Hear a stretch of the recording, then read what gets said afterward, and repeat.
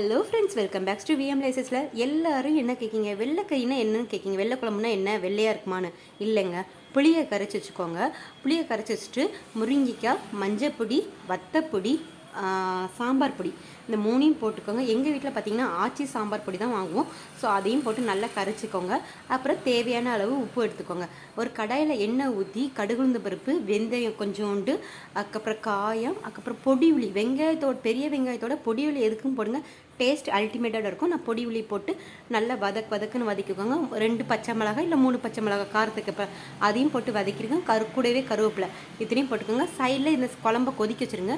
தேங்காய், ஜீரகம், பொடி உளி இதையும் அரைச்சி எடுத்துக்கோங்க. நல்லா ஃபைன் பேஸ்ட்டாக அரைங்க, பிரிபிரின்னு அரைச்சிடாதீங்க.